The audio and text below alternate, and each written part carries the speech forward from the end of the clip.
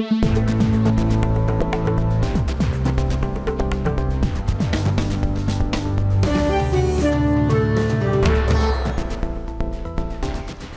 এখন জনপথে। পুরো আয়োজন জুড়ে সঙ্গে আছি আমি সুমাইয়া রাত্রি।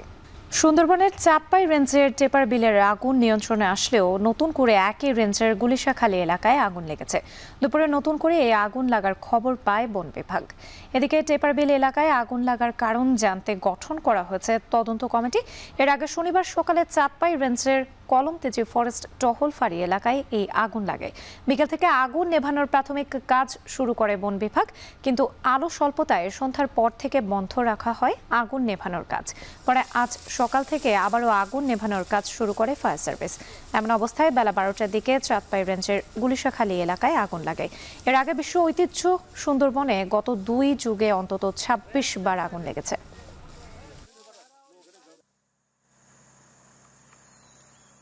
গাজীপুরের কাশিমপুরের একটি বাড়ি থেকে স্বামী স্ত্রী সহ একই পরিবারের 3 জনের মরদেহ উদ্ধার করেছে পুলিশ। সকালে কাশিমপুরের গোবিন্দবাড়ি দেওয়ানপাড়া এলাকা থেকে মরদেহ উদ্ধার করা হয়। পুলিশ জানায়, শ্বশুরের দেয়া বাড়িতে স্ত্রী সন্তান নিয়ে বসবাস করতেন নাজমুল নামের এক ব্যক্তি। সকালে ঘুম থেকে উঠতে দেরি করায় শ্বশুর বাড়ির লোকজনের মানুষের সন্দেহ হয়। এক পর্যায়ে জানালা দিয়ে নাজমুলের ঝুলন্ত মরদেহ দেখতে পান তারা। পরে দরজা ভেঙে স্ত্রী ও 4 বছরের সন্তান সহ নাজমুলের মরদেহ উদ্ধার করে মর্গে পাঠায় পুলিশ। মাদকে আসক্ত হয় স্ত্রী সন্তানকে হত্যার পর সে নিজে আত্মহত্যা করতে পারে বলে প্রাথমিকভাবে ধারণা করছে পুলিশ। ভিতর থেকে দরজা লাগানো এবং জানলা দিয়ে দেখা যায় যে নাজমুল নামে 28 যে বয়স, সে ঝুলে আছে আর বিছানার মধ্যে খাটের উপর 2 জন পড়ে আছে। প্রাথমিকভাবে ধারণা করা হচ্ছে যে বাবা যে নাজমুল, সেই তার স্ত্রী এবং শিশুকে শ্বাসরোধ অথবা বালিশ চাপা দিয়ে সে হত্যা করেছে। মসজিদ ভিত্তিক শিশু ও গণশিক্ষা কার্যক্রমে আউটসোর্সিং এর সিদ্ধান্ত বাতিল করে শিক্ষকদের রাজস্বভুক্তকরণ সহ 5 দফা দাবিতে সারা দেশে মানববন্ধন অনুষ্ঠিত হয়েছে। সকালে যশোর প্রেস ক্লাবের সামনে মানববন্ধন করে মসজিদ ভিত্তিক শিশু ও গণশিক্ষা কার্যক্রমের প্রকল্পের কর্মকর্তা কর্মচারী ও শিক্ষক কোয়ার্টার ঐক্য পরিষদ।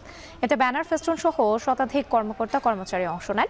এ সময় 32 বছর ধরে চলমান প্রকল্প বন্ধের ষড়যন্ত্র করা হচ্ছে বলেও অভিযোগ করেন বক্তারা। মানববন্ধন থেকে মসজিদ ভিত্তিক শিশু ও গণশিক্ষা কার্যক্রমে আউটসোর্সিং এর সিদ্ধান্ত বাতিল করে শিক্ষকদের রাজস্বকরণ সহ 5 দফা দাবি মেনে নেওয়ার আহ্বান জানানো হয়। একই দাবিতে নওগাঁ, ঝালকাঠি, রাঙ্গামাটি, নাটোর ও হবিগঞ্জ সহ সারা দেশে প্রতিবাদ কর্মসূচি পালন করা হয়েছে। এ সময় জেলা প্রশাসকের কাছে ধর্ম উপদেষ্টা বরাবর স্মারকলিপি তুলে ধরা হয়। এ সময় ঈদের আগে দাবি মানা না হলে কঠোর কর্মসূচির হুঁশিয়ারি দেন আন্দোলনকারীরা। তাদের রাজস্ব খাতে স্থানান্তর করতে হবে এবং ঈদের আগে তাদের বেতন, বকেয়া বেতন ভাতা পরিশোধ করতে হবে। সমস্ত জনগণ এই মুসলমান ইমামদের সাথেই আছে, সুতরাং আপনাদের সাথ থেকে এই ইমামদেরকে যদি বিচ্ছিন্ন করেন আপনারা মস্ত বড় ভুল করবেন, এতে কোনো সন্দেহ নাই।